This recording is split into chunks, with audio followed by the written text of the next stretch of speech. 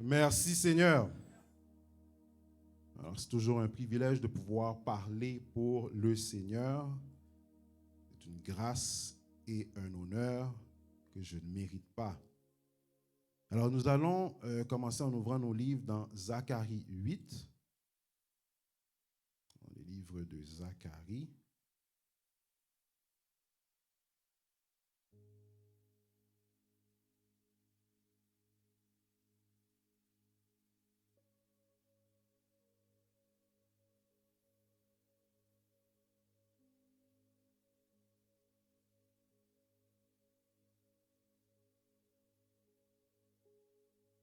Le verset 18 à 23.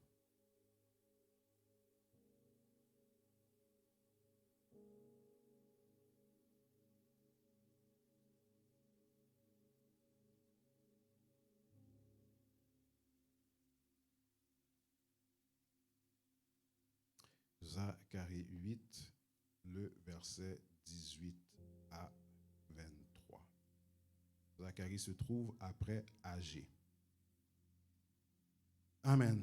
La parole de l'Éternel des armées me fut adressée en ces mots. Ainsi parle l'Éternel des armées. Le jeûne du 4e mois, le jeûne du 5e, le jeûne du 7e et le jeûne du 10e se changeront pour la maison de Juda, en jour d'allégresse et de joie, en fête de réjouissance. Mais aimez la vérité et la paix. Ainsi parle l'Éternel des armées. Il viendra encore des peuples et des habitants d'un grand nombre de villes. Les habitants d'une ville iront à l'autre en disant « Allons implorer l'Éternel et chercher l'Éternel des armées. Nous irons aussi. » Et beaucoup de peuples et de nombreuses nations viendront chercher l'Éternel des armées à Jérusalem et implorer l'Éternel. Ainsi parle l'Éternel des armées. En ces jours-là, 10 hommes de toutes les langues des nations saisiront un juif par le pan de son vêtement et diront, « Nous irons avec vous, car nous avons appris que Dieu est avec vous. » Amen. Nous irons avec vous, car nous avons appris que Dieu est avec vous. Amen.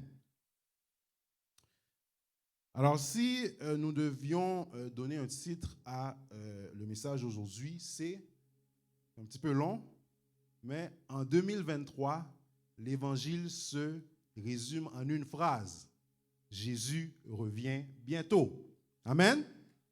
Jésus revient bientôt. J'aimerais ça que vous donniez poignée de main à la personne qui est à côté de vous pour lui dire « Jésus revient bientôt ». Jésus revient bientôt. Prêt, pas prêt, Jésus revient bientôt. Amen. Alors, lorsqu'on regarde dans le livre de Zacharie, et lorsqu'on parle de Zacharie, automatiquement, on doit parler aussi de Agé. Un petit peu la même chose pour lorsqu'on parle de Néhémie, eh bien, on doit parler aussi de Esdras. Pourquoi? Eh bien, parce que les deux avaient la même mission. Alors, lorsqu'on regarde, eh bien, Néhémie et Esdras étaient très instrumentales pour eh bien, la reconstruction de Jérusalem, où ce que, eh bien, le Seigneur les a utilisés pour, eh bien, pour rebâtir le temple, rebâtir la muraille et redonner une fierté au peuple. Et lorsqu'on regarde eh bien, Agé et Zacharie, eh bien, les deux sont ensemble.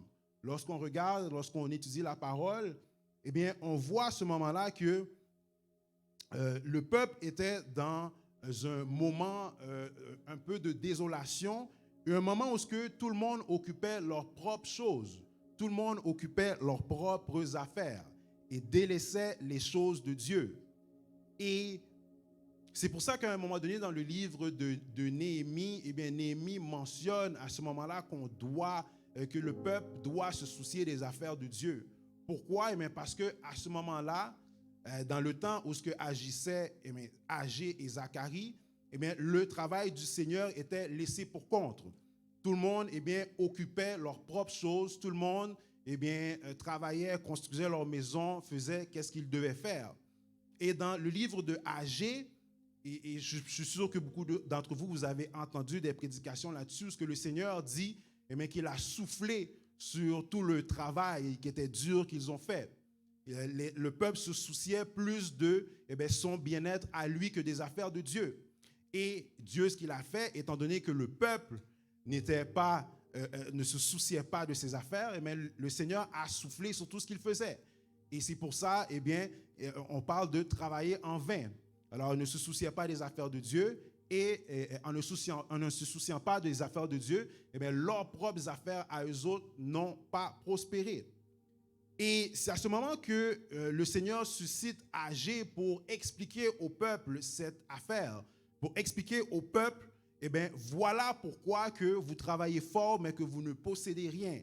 Voilà la raison pour laquelle que, vous êtes là, un travail dur, vous faisiez beaucoup d'efforts, mais ça n'apporte rien, ça ne donne à rien. Amen. Et c'est à ce moment-là qu'à travers Agé, le Seigneur suscite un réveil à travers Agé et à travers Zacharie. Et à un moment donné, dans Agé, le Seigneur dit « à moi l'or et à moi l'argent ». Le Seigneur dit beaucoup de paroles pour demander au peuple ou pour dire au peuple que ça serait mieux pour eux de se soucier des affaires de Dieu. Et en se souciant des affaires de Dieu, tout ce qu'ils vont faire vont réussir. Amen. Et lorsqu'on tombe dans Zacharie, et Zacharie veut dire l'Éternel se souvient. Et c'est très à propos puisque le peuple était en exil et le Seigneur avait marqué un temps pour le retour de l'exil. Et c'est tellement bien à propos et le Seigneur fait tellement bien les choses qu'il a suscité Zacharie. Et on disait tantôt l'Éternel se souvient. Alors l'Éternel s'est souvenu de sa promesse et il suscite Zacharie. Et à ce moment-là, à travers Agé et Zacharie, il y a beaucoup de paroles d'encouragement qui va sortir de la part de Zacharie pour Zorobabel, qui est le gouverneur à ce moment-là, qui est chargé de la mission d'aller de rebâtir le temple et de redonner une fierté au peuple. Et une des prédications, un des passages vraiment fameux où à travers la bouche de Zacharie, le Seigneur dit ce n'est ni par la force, ce n'est ni par la puissance, mais c'est par ton esprit, dit le Seigneur. Et on voit, il y a beaucoup de belles paroles qui sortent de ce livre-là. Et un peu comme tous les prophètes, la plupart des prophètes, c'est qu'il y a une portion où le Seigneur parle au peuple dans la situation qu'il est présentement, et il y a une portion où le Seigneur parle du futur, parle de la venue de Jésus, parle aussi du retour de Jésus. Et on voit, lorsqu'on étudie la parole, on dit que le livre de Zacharie est comme un mini-apocalypse de l'Ancien Testament, où dans ce livre-là, il y a une part messianique, il y a une part apocalyptique et il y a une partie eschatologique aussi dans le livre de Zacharie. Et le livre de Zacharie est un livre qui est assez complet, parce qu'il parle de la repentance, il parle de l'amour divin, il parle du salut et il parle aussi de la sainteté, de maintenir une vie sainte. Amen. Amen. Alors, lorsqu'on vient dans ce passage-là ici, et le passage a une portée vraiment pour le futur, une portée eschatologique, où il commence en disant « La parole de l'Éternel des armées me fut adressée en ces mots ». Et on voit, c'est une particularité avec les prophètes, où beaucoup de fois, lorsque les prophètes parlent, lorsqu'on lit la parole, ça commence toujours avec l'Éternel. La parole de l'Éternel me fut adressée, ou l'Éternel a parlé au prophète. Le prophète ne vient jamais dire qu'est-ce que lui, il veut dire. Le prophète ne vient jamais avec son propre agenda pour, aujourd'hui, je vais adresser telle parole. Aujourd'hui, je pense que le peuple a besoin d'entendre ça. Voici ce que je viens adresser. Alors, le prophète parle toujours selon ce que l'Éternel l'a ordonné pour dire. Amen. Et lorsqu'on regarde dans le texte ici, on parle vraiment que le Seigneur, ce qu'il dit au peuple, c'est qu'il viendra un jour où on va arrêter les jeûnes. Il n'y aura pas besoin ça ne sera pas le jeûne vraiment, ça sera vraiment la fête, ça sera la réjouissance. Et le Seigneur dit que ce jour doit venir. Mais dans le verset 18, il dit « Aimez la vérité et la paix ». Alors le Seigneur dit « Oui, il y a des jours de bonheur qui vont venir. Oui, il y a des jours de réjouissance qui va venir. Mais voici ce que vous devez faire. » Et là, dans le verset 20, il dit « Ainsi parle l'Éternel des armées. Alors il viendra encore des peuples et des habitants d'un grand nombre de villes. » Alors, beaucoup de gens viendront à un temps donné et viendront pour adorer avec le peuple. Viendront et ce sera le peuple de Dieu. Beaucoup de gens viendront chercher l'Éternel, viendront, et bien, c'est pour ça que dans le verset 23, il dit, ils viendront et ils diront, nous irons avec vous car nous avons appris que Dieu est avec vous. Et le message en tant que tel, lorsqu'on regarde, ça parle vraiment du retour de Jésus. Ça parle vraiment lorsque Jésus retournera. Il y a une partie qui parle là-dedans du règne millénaire. Parce que lorsque Jésus reviendra, c'est lui qui va dominer, c'est son gouvernement qui va être établi. Et lorsqu'on regarde, on voit maintenant, dans le temps qu'on évolue présentement, on voit qu'il y a beaucoup d'injustices, on voit qu'il y a beaucoup de choses qui ne fonctionnent pas, on voit que la terre est tête en bas. Et pour le chrétien ne peut pas être trop à l'aise dans le monde que l'on vit présentement. Pourquoi? Eh bien, parce que c'est quasiment l'anarchie. Et on voit, dans le temps que l'on vit présentement, il y a beaucoup de choses qui pointent vers le retour de Jésus. On voit, les températures, on parle de températures records. On parle que, la Terre est en train de surchauffer. On parle que, c'est des records de température qu'on n'a pas vus, ça fait longtemps. Et je regardais même en Europe, on disait dans une certaine ville en Italie de rester à la maison, de ne pas faire d'exercice. Pourquoi? Parce qu'il fait trop chaud. Et on voit ici au Québec, on a vécu plusieurs épisodes où la température est tellement exacerbée par les feux de forêt, où ce qu'on sort dehors et on sent la fumée. Pourtant, il y a beaucoup d'années où il y a des feux de fumée, il y a des feux, il y a de la fumée dans les forêts, et ça n'a pas été comme ça, rien n'est arrivé comme ça. Mais lorsqu'on regarde, le temps dans lequel on sort dehors, il y a de la fumée. Les petits qui jouent au soccer, il y a des jours où on est obligé de canceller le soccer. Pourquoi? Parce que l'air est mauvaise. Et on voit, dans le temps qu'on arrive, les guerres, par exemple, on sort d'une pandémie qui était extraordinaire et les messieurs en Russie et en Ukraine n'ont trouvé rien de mieux à faire que de partir en guerre. On regarde, l'inflation est en hausse. On s'en va dans le supermarché, ça nous coûte 2 fois, 3 fois plus cher pour faire le marché que ça coûtait auparavant. On regarde ceux qui cherchent pour une hypothèque présentement, le prix des hypothèques est incroyable, le prix des logements est incroyable. On regarde, la terre, lorsqu'on regarde le gouvernement actuel, la manière que la terre s'en va, ça ne s'en va pas en s'améliorant, les choses s'en vont en empirant. Et c'est pour ça qu'on peut dire, certainement, Jésus revient bientôt. Et ce message, je me rappelle, et j'étais avec un ami, un frère, dernièrement, et il avait été dans une funéraille. Et le funérail, c'était dans une des anciennes églises que j'étais dernièrement. Et on parlait, on disait, il disait, j'ai vu telle personne, telle personne, telle personne. On disait, OK. Il dit, et il a vu mon ancienne présidente de jeunesse. Il dit, oui. Je l'ai vue, elle est jump. Et c'est là que je me suis souvenu, je dis, oui, elle, déjà dans le temps, il y a peut-être 20, 25 ans, mais son message, une des choses que je me rappelais de elle, c'est que Jésus revient bientôt. Tout ce qu'elle disait, c'était toujours Jésus revient bientôt. Et on voit, le message était d'actualité il y a 20, 25 ans. Il est d'encore plus d'actualité dans le temps que l'on vit présentement. Et c'est pour ça qu'on dit qu'en 2023, l'évangile se résume en une phrase. Jésus revient bientôt. On peut venir ici à l'église et on peut faire qu'est-ce que l'on veut faire. On peut à ce moment-là venir adorer et tout. On peut avoir des projets et des choses que l'on veut réaliser. Mais une chose qu'on doit rentrer dans notre calepin, rentrer dans notre agenda qui doit faire partie de nos points, c'est que Jésus revient bientôt. Tout ce que l'on accomplit, on doit réaliser que Jésus revient bientôt. Amen. On doit, à ce moment-là, mettre ça dans nos plans, dans notre planification qu'on est en train de faire. on veut, à ce moment-là, on a des plans pour aller en voyage. On a des plans pour faire une business. Tout, on doit réaliser que dans les plans qu'on doit faire, on doit tenir compte que le Sauveur doit revenir bientôt. Et c'est pour ça qu'on ne peut pas se laisser aller. C'est pour ça qu'on ne peut pas donner un paquet de mensonges. On ne peut pas faire de fourberies. On ne peut pas à ce moment-là dire, on va cocher une case qui ne doit pas être cochée. Pourquoi?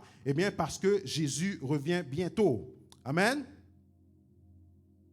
Et dans le texte ici, il dit qu'il viendra un jour où beaucoup se réuniront, beaucoup voudront aller et se réunir ensemble pour aller servir le Seigneur.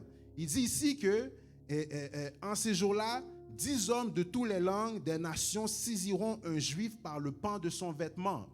Et cette parole-là est en train de s'accomplir présentement, où ce que l'on voit à ce moment-là que l'homme a une soif pour l'évangile.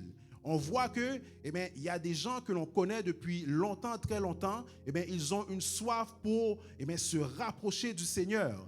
Et ce qu'on voit présentement, c'est que l'Église en général ou les chrétiens en général, beaucoup d'entre nous, nous avons plusieurs choses que nous faisons, plusieurs projets que nous effectuons, plusieurs choses que nous voulons réaliser.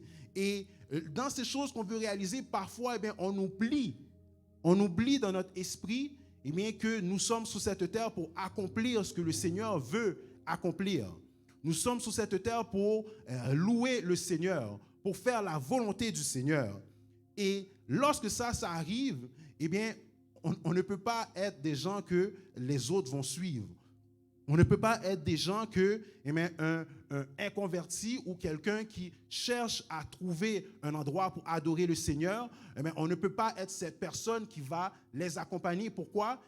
Parce qu'on est tantôt ici, tantôt là, tantôt on n'a pas le temps de venir à l'étude, j'ai pas le temps de venir au service parce que j'ai autre chose que je suis en train de réaliser.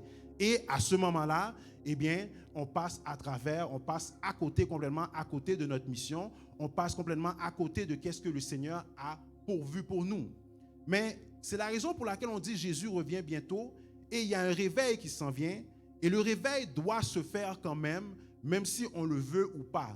Le réveil est sur le point, le réveil est en ébullition et à ce moment-là, c'est nous, on va déterminer en tant que chrétiens, est-ce que le réveil va se susciter à travers nous, les chrétiens qui sommes ici, à travers nous, les chrétiens de CMUI, c'est nous qui avons la destinée de est-ce qu'on va faire partie du réveil ou non, mais c'est nous qui décidons à ce moment-là, est-ce que on sera des gens que les autres pourront suivre ou non.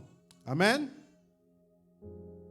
Et pour ça, on doit tenir compte du fait que Jésus revient bientôt. On doit tenir compte à ce moment-là que nous sommes dans les derniers temps. On doit tenir compte à ce moment-là que le Seigneur est prêt et que tout est mis en place. Tout est en train de s'accomplir. On ne doit pas passer à côté de ça. Si on passe à côté, on aura seulement nous à blâmer. Si on passe à côté de ça, c'est seulement nous, à ce moment-là, qui pourra se blâmer d'être passé à côté. Et lorsqu'on regarde, on voit dans le temps qu'on est présentement, il y a plusieurs églises qui fonctionnent. Il y a plusieurs adorateurs, il y a plusieurs adoratrices, plusieurs gens qui prêchent la parole, plusieurs gens qui parlent au nom du Seigneur, qui disent parler au nom du Seigneur. Et dans le temps qu'on est présentement, c'est un temps où on voit et on va voir ceux qui sont réellement du Seigneur et ceux qui ne le sont pas. Et ce n'est pas en termes numériques, ce n'est pas en termes de on vient ici et on voit il y a beaucoup de gens. On ne peut pas dire que c'est à cause de ça que le Seigneur est avec nous. On ne peut pas venir ici et voir, dire, oh, ici il y a du potentiel. Moi en pile chaise là, moi il y a un musicien là qui a frappé, musicien au fort. Moi, mon cap dirigeant est bien. On ne peut pas se fier sur ça pour dire que Dieu est là. Et il vient un moment, et le moment est déjà commencé. Ce n'est pas par le nombre de personnes, ce n'est pas par le fait que est-ce que le prédicateur parle bien français. Ce n'est pas par le fait que, est-ce que, oh, Jean yo prend chant ça, m'remel. Jean que musicien yo a joué là, a me sentir non ben moi. Ce n'est pas comme ça que l'on va voir que Dieu est là. Et j'ai fait une expérience hier, pas hier ou avant-hier, où ce que, par un concours de circonstances, j'étais sur YouTube comme ça, et il y a une église que j'ai commencé à regarder, suivre, et le nombre de views, l'église avait 18 views, mais j'ai été béni dans le message. Le message que le prédicateur prêchait, est un message qui était bénissant. Où ce qui, il disait comme quoi que Dieu est en contrôle de tout, de ne pas se soucier. Et pourtant, j'aurais pu regarder et dire, ah, l'église ça a 18 views, bon, pas attendre. Ou sinon, ah, moi, il n'y a pas de musicien là, je pas attendre. Mais dans le temps où ce que l'on vit, ce n'est pas une question de musicien. Ce n'est pas une question de, oh, est-ce que nous avons des chaises, est-ce que nous sommes sur YouTube, est-ce que l'image de la caméra est excellente. Non, ce n'est pas comme ça que l'on va dire que le Seigneur est présent. Et lorsqu'on regarde dans le livre de Zacharie, au moment où ce que c'était écrit, il n'y avait pas de caméra, il n'y avait pas de gros micro. Est-ce que le son sort clairement? Est-ce que, on m'a donné assez de high? Est-ce que je m'entends bien dans les moniteurs? Il n'y avait pas de tout ça. Pourtant, lorsqu'on regarde, il dit que les gens disent qu'ils vont suivre. Pourquoi? Parce que le Seigneur est avec eux. Et c'est ça, qu'on doit se soucier. C'est tout ce dont, je ne pourrais pas dire tout, c'est la première chose, Église CMUI, qu'on doit se soucier dans tout ce que l'on fait, dans tous les programmes que l'on a. Le dimanche matin, lorsqu'on vient pour adorer, la première préoccupation devrait être, est-ce que Dieu est là? Est-ce que le Seigneur est présent parmi nous? Est-ce que le Seigneur agit parmi nous? Parce que je peux vous dire avec certitude que présentement, il y a un réveil qui est en train de se faire. Il y a des gens que le Seigneur est en train de réveiller. Il y a des gens qui cherchent Dieu, qui ont besoin de Dieu. Et à ce moment-là, ça va être notre business, ça va être notre problème à ce moment-là si quelqu'un vient ici et il ne sent pas que le Seigneur est là. Parce que lorsque la personne cherche Dieu, lorsque la personne veut trouver Dieu, il est supposé rentrer dans la porte ici, il est supposé venir s'asseoir et sentir que Dieu est là. Il n'est pas supposé à ce moment-là, il y a des gens qui peuvent venir ici et regarder pour voir est-ce que le dirigeant dirige bien. Il y a des gens qui peuvent venir ici et regarder pour voir est-ce que les musiciens donnent des bonnes notes. Les gens peuvent venir ici et regardent, oh, est-ce que l'église est propre? Oh, est-ce que tel frère est bien habillé? Est-ce que le prédicateur a un bon costume sur lui? Mais je peux vous assurer qu'il y a des gens qui vont rentrer ici et qui vont tout simplement demander au Seigneur, Seigneur, est-ce que tu es là? Et à ce moment-là, c'est notre problème, c'est notre devoir de s'assurer que le Seigneur soit présent parmi nous. Amen. Et je peux vous dire que, je ne sais pas pour vous, mais moi personnellement, je cherche le Seigneur. Je veux le Seigneur. Et je me rappelle une petite anecdote. Il y a environ une quinzaine d'années, je travaillais dans un kiosque et il y avait une jeune fille qui est venue et puis on parlait. Et à ce moment-là, on parlait de tout et de rien. Et j'étais dans le centre d'achat, je travaillais dans le centre d'achat. Je pense qu'elle aussi travaillait dans le centre d'achat. Et à un moment donné, la conversation a pris une tournure où on parlait en anglais. Et en anglais, il y a une particularité lorsqu'on parle avec les Américains. Il dit « I'm a born again Christian ». Alors, ce n'est pas nécessairement pour dire « Oh, je suis né de nouveau », mais c'est le terme en tant que tel. Le terme, c'est « born again Christian ». Et là, ma palavelle, je lui parle. Et puis, à un moment donné, je lui dis « Oh oui, moi, I'm a born again Christian ». Et à ce moment-là, la jeune fille me regarde et dit « Ah, la manière que je te vois là, j'ai de la misère à croire que tu es born again. » Et en réalité, elle avait raison. Parce que dans ce temps-là, elle me tenait dans toute sauce. Dans ce temps-là, j'étais dans tout. J'étais sorti à gauche, à droite, je faisais plein de choses en tant que tel. Alors, dans ce moment-là, si j'avais à lui parler, si j'avais à lui dire, et pourtant j'étais à l'église. Pourtant, je venais à l'église chaque dimanche, mais je n'étais pas dans les affaires de Dieu tant que ça. Mais dans ce moment-là, si j'avais à Si elle cherchait le Seigneur, et bien si elle aurait dit, bon, je cherche un endroit pour adorer, et bien elle aurait regardé Nick, elle aurait dit, bon, assurément, Nick, la manière que je vois Nick ici, je ne peux pas suivre ce gars-là. Pourquoi? Ce que je vois qu'il fait, les gestes que je vois qu'il accomplit, les paroles qu'il dit, ce qu'il parle, je vois que Dieu n'est pas là, je ne peux pas suivre.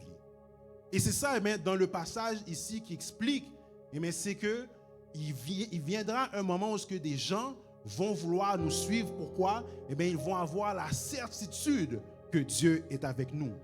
Et la certitude que Dieu est avec nous, ce n'est pas en bénédiction matérielle. Ce n'est pas parce que je conduis une grosse machine là, et ce n'est pas parce que je fais gros études. La présence de Dieu, c'est quelque chose, c'est un intangible. Pour les fans de hockey ici, dans le hockey, on parle toujours de talent, et à un moment donné, ils parlent de intangible. Ils disent que le joueur a un petit quelque chose qui fait que c'est un gagnant. Le joueur a un petit quelque chose qu'on ne peut pas expliquer qui fait que lorsque la compétition est dure, il élève son jeu d'un cran. Et c'est la même chose pour le chrétien. La présence de Dieu ne peut pas être expliquée. Je ne peux pas dire que c'est parce que ça fait 20 ans que je suis dans l'évangile, c'est automatiquement j'ai la présence de Dieu. La présence de Dieu, c'est quelque chose qui est intangible. C'est quelque chose que, soit on va sentir, soit qu'on va voir, mais c'est pas quelque chose que tout le monde peut voir. C'est vraiment, ça prend une paire de yeux spéciale pour voir ça et puis pour réaliser qu'il y a la présence de Dieu.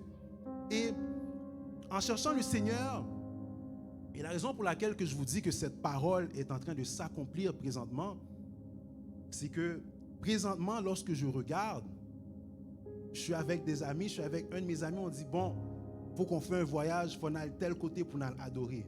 Il faut qu'on monte à New York, là, il faut qu'on fasse un week-end à New York pour aller adorer. Et lorsqu'on dit adorer, ce n'est pas, oh, il faut mal écouter tel prédicateur. Parce que je peux ouvrir YouTube et je peux écouter le prédicateur que je veux. Et on remercie le Seigneur pour ça. Parce qu'il fut un temps, on devait faire des pieds et des mains pour avoir une petite cassette. On devait faire des pieds et des mains pour avoir un CD d'un prédicateur quelconque. Mais là, à ce moment-là, on ouvre YouTube, on ouvre Facebook et on a accès à n'importe quel prédicateur. Amen. Et c'est ça. Et on voit qu'il y a des chrétiens, et je regardais une église dernièrement, et une église en Haïti. Et il y avait des chrétiens de Montréal qui étaient là. Yo prend avion, yo paye billet. Pourquoi? Pour y aller adorer. Ils ont vu que l'église, c'est une adoration, il y a une adoration qui bouille. Et c'est ça, le chrétien, celui qui a soif de Dieu. Lorsqu'il y a une adoration qui est en train de bouillir, tu regardes sur YouTube et puis tu dis, waouh, m'taremè adorer à moun sa yo. Et c'est ça la parole qui est en train de s'accomplir, c'est que il vient un temps où l'homme aura soif de Dieu, voudra être dans la présence de Dieu. Et c'est pour ça que l'on voit, présentement, il y a des gens qui regardent et disent, bon, ce week-end, je vais monter New York là, je vais adorer avec mon New York là, ou sinon, je connais Haïti pas bon présentement, mais quand même, format l'autre bois, il faut que j'aille adorer. Pourquoi? Parce qu'on est à la recherche de Dieu. Amen.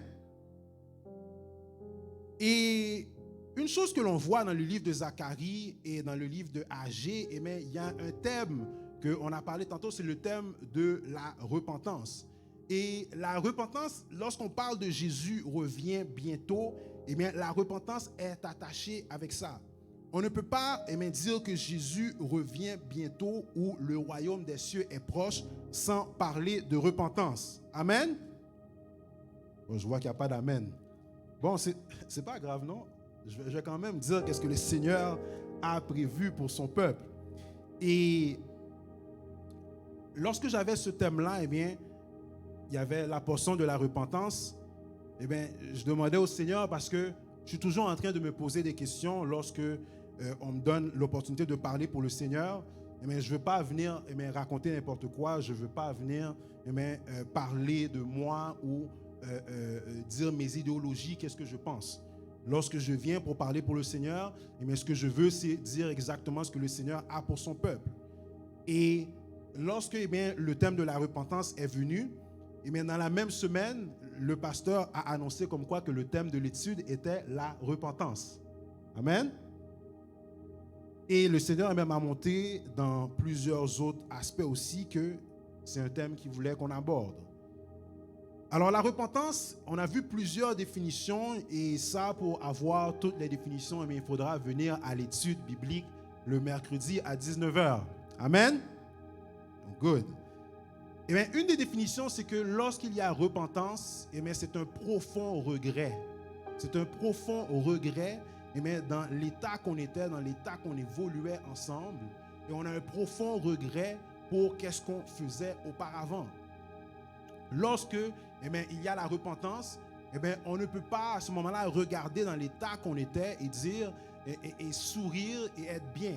Je ne peux pas regarder et dire, eh bien, dans le temps, quand la jeune fille m'avait parlé et m'avait dit qu'elle ne voyait pas, eh bien, que j'étais vraiment born again, eh bien, je ne peux pas me réjouir de mon mode de pensée, de la manière que j'étais, eh bien, des choses que je faisais qui étaient contre Dieu. Je ne peux pas me réjouir de ce temps-là. Je dois avoir un profond regret du temps que j'ai gaspillé sur cette terre, du temps que je n'ai pas fait la volonté de Dieu. Amen. Nous allons prendre ensemble Matthieu 3. Nous allons voir ce que le Seigneur dit à propos de la repentance.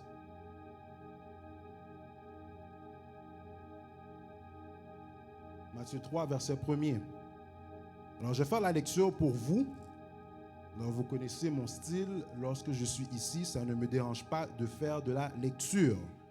Amen. En ce temps-là, parut Jean-Baptiste prêchant dans le désert de Judée. Il disait, repentez-vous, car le royaume des cieux est proche. Amen. Il disait quoi?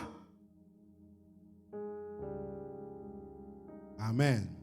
Jean est celui qui avait été annoncé par Ésaïe le prophète lorsqu'il dit, c'est ici la voix de celui qui crie dans le désert. Préparez le chemin du Seigneur, aplanissez ses sentiers. Jean avait un vêtement de poil de chameau et une ceinture de cuir autour des reins. Il se nourrissait de sauterelles et de miel sauvage. Les habitants de Jérusalem, de toute la Judée et de tout le pays des environs du Jourdain se rendaient auprès de lui. Et confessant leurs péchés, ils se faisaient baptiser par lui dans le fleuve du Jourdain.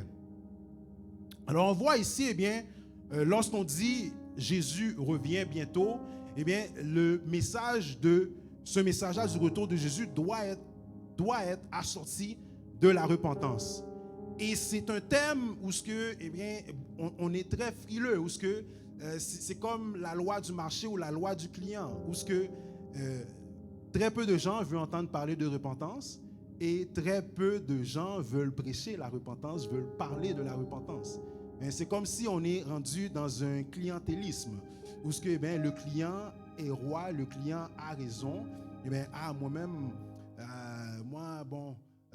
j'aime les messages de délivrance. Moi-même, je viens là pour me chercher en délivrance et c'est ça que je vais avoir. Mais automatiquement, lorsqu'on commence à parler de repentance, il y a des gens, s'ils écoutaient YouTube, ferment la télé, et il y a des gens qui sont complètement déconnectés, débranchés. Et on voit ici que Jean-Baptiste, lorsqu'il parlait du royaume des cieux qui était proche, il disait aux gens qu'ils avaient à se repentir. Pourquoi?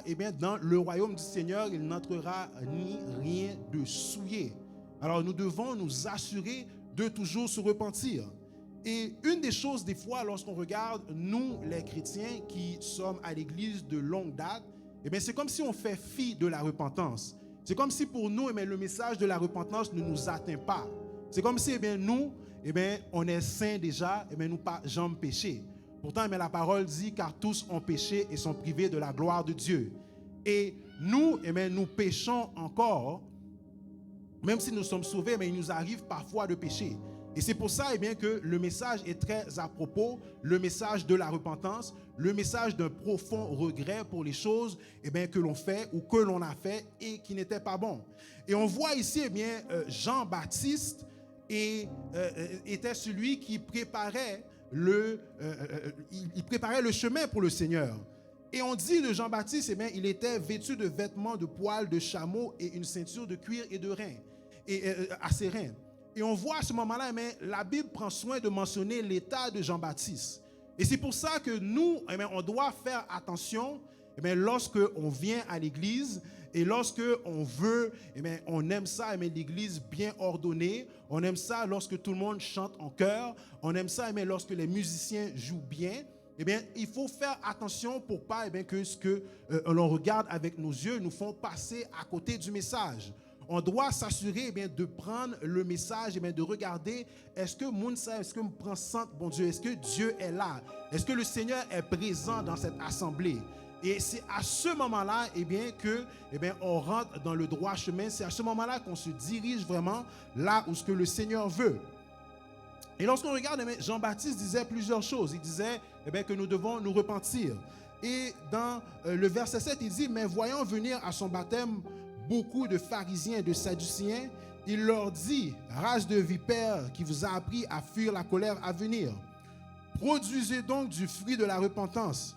Ne prétendez pas dire en vous-même, nous avons Abraham pour père, car je vous déclare que de ces pierres-ci, Dieu peut susciter des enfants à Abraham.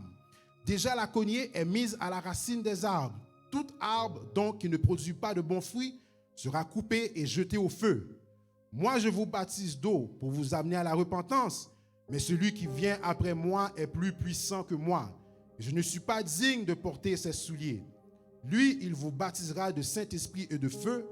Il a son vent à la main. Il nettoiera son aire.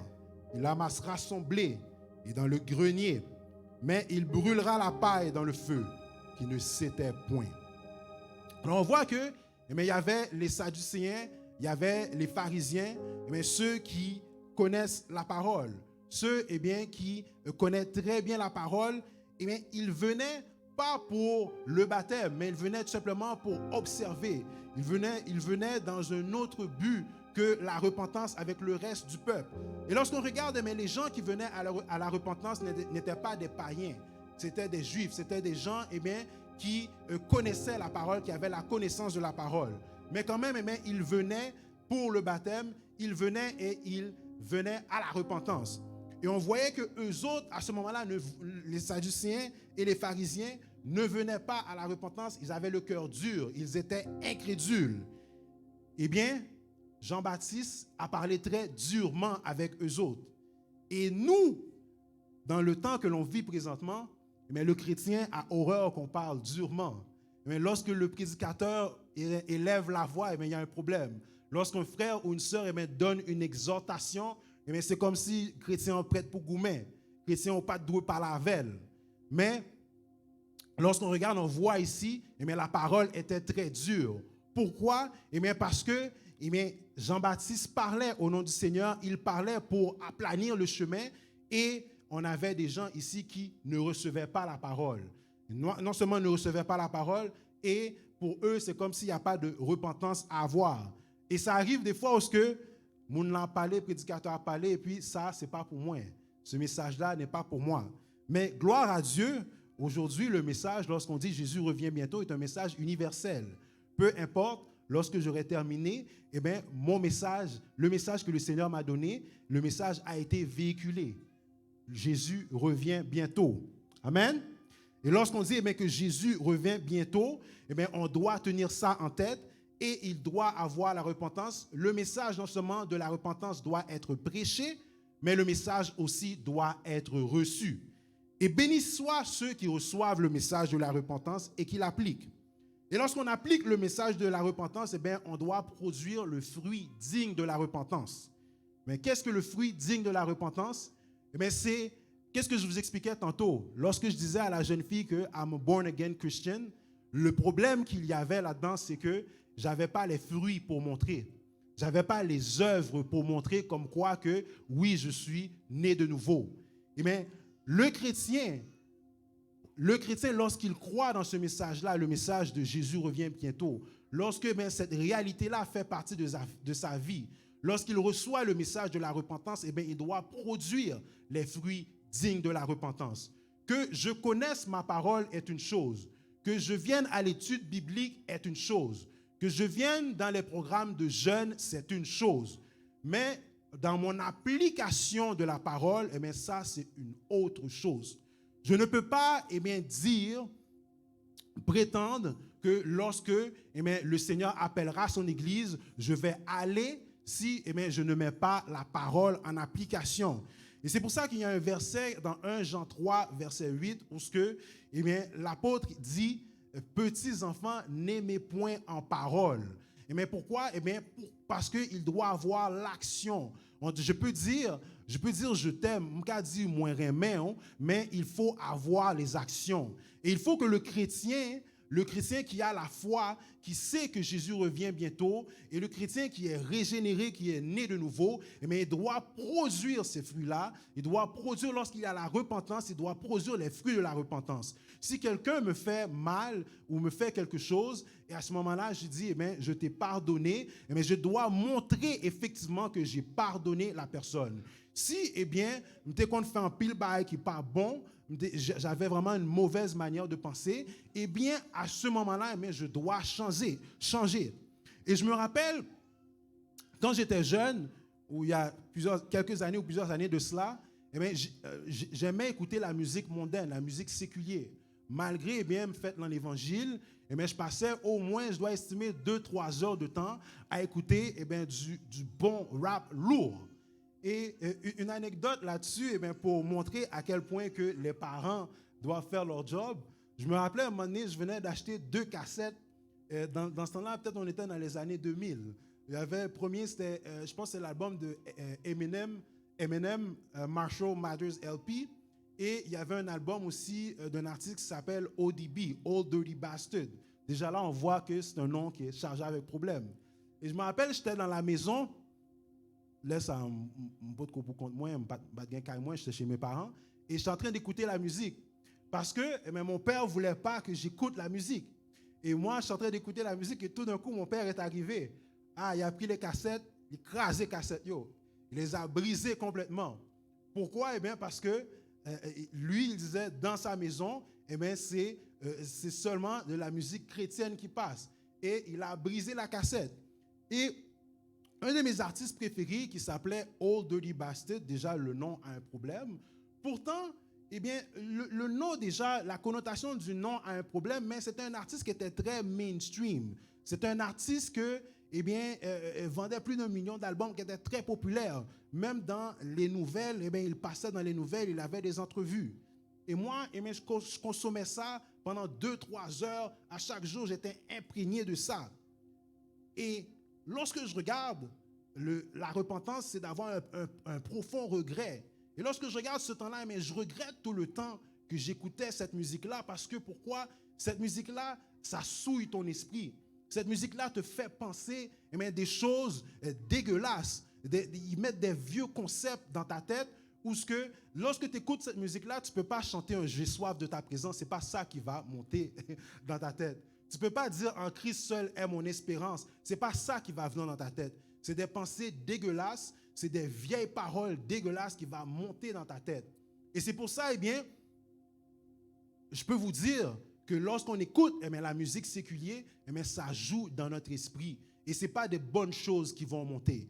Et c'est pour ça, lorsque je regarde, des fois, lorsque je réfléchis, je dis « Waouh, j'ai perdu un paquet de temps à écouter ces vieux musiques-là. » Et même l'artiste Old Dirty Bastard, lui, il avait un surnom. Il y avait un surnom, c'était Black Osiris. Et il y avait un autre surnom, c'était Big Baby Jesus. Alors, on voit déjà là, il y a un problème. Mais le Black Osiris, parce que lui, c'était un artiste qui était comme s'il était fou un peu.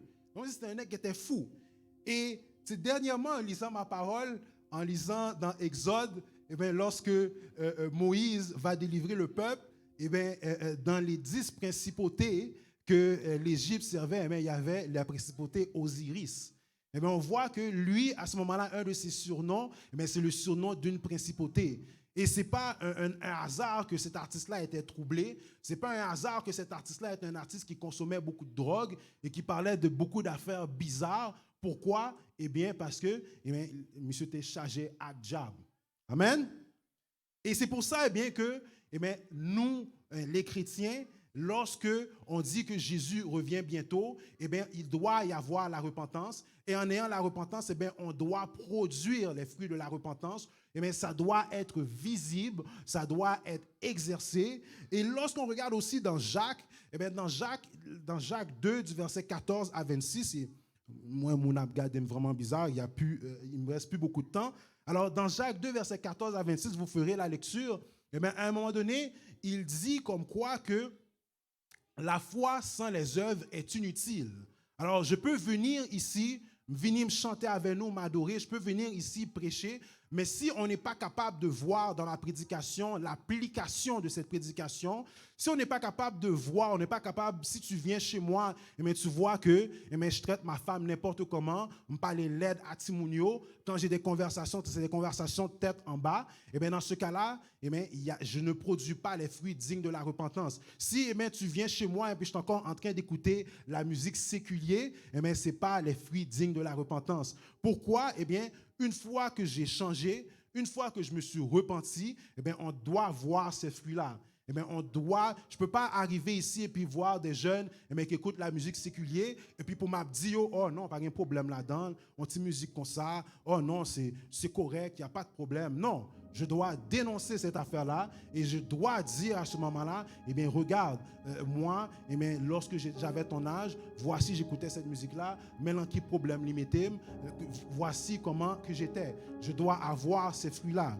Et pour terminer avec vous, eh bien, on voyait que Jean-Baptiste avait ce message-là, la repentance. Repentez-vous parce que le royaume des cieux est proche.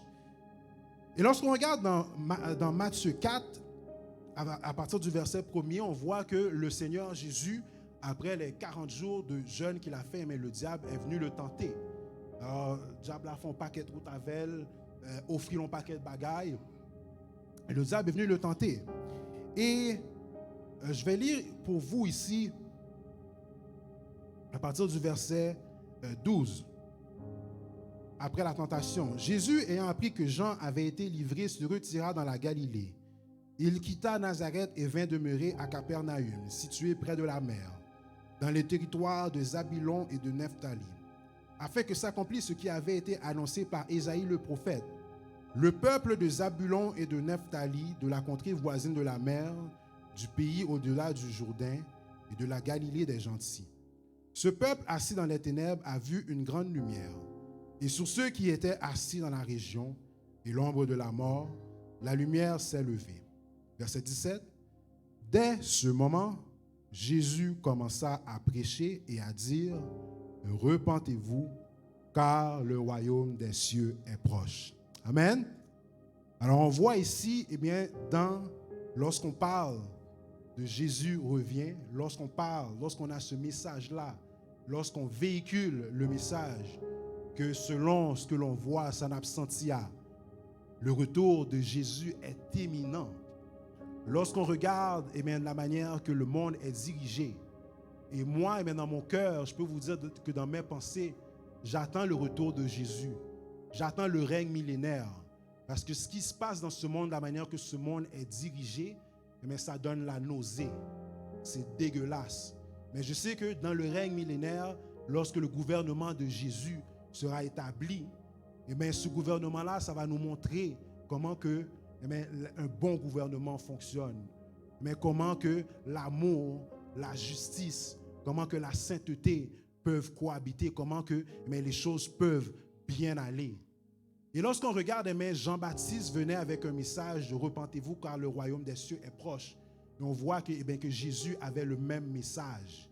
Et c'est important pour nous, eh bien, l'Église CMEI, dans tout ce que nous faisons, dans le message, dans tout ce que nous véhiculons, oui, on doit parler de délivrance et on doit être délivré sur cette terre.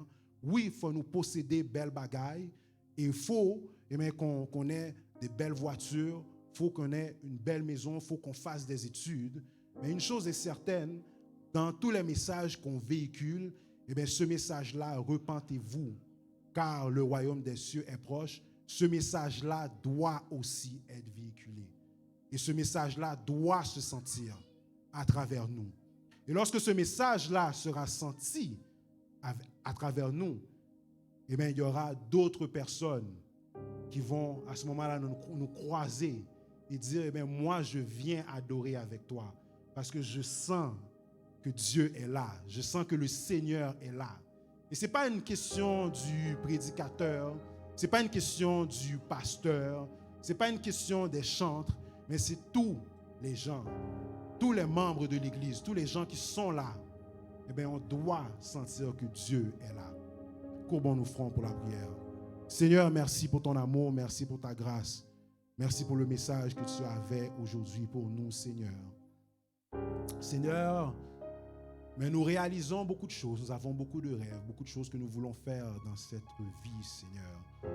Et tu as tenu bon de nous rappeler, Seigneur, que le royaume des cieux est proche, que ton retour est imminent. Et lorsque ton retour est imminent, Seigneur, eh bien, il doit avoir la repentance. Nous devons nous repentir, Seigneur Jésus. Nous devons produire les fruits dignes de la repentance. Parce que, Seigneur, effectivement, tu reviens bientôt. Tu reviens bientôt, Seigneur Jésus.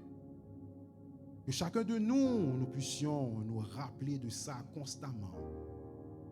Que ça soit, Seigneur, toujours dans notre mémoire. Peu importe ce qu'on entreprend, peu importe ce que l'on fait. Afin, Seigneur, que nous puissions te rejoindre dans le grand matin béni. Lorsque tu reviendras chercher ton Église dans la gloire.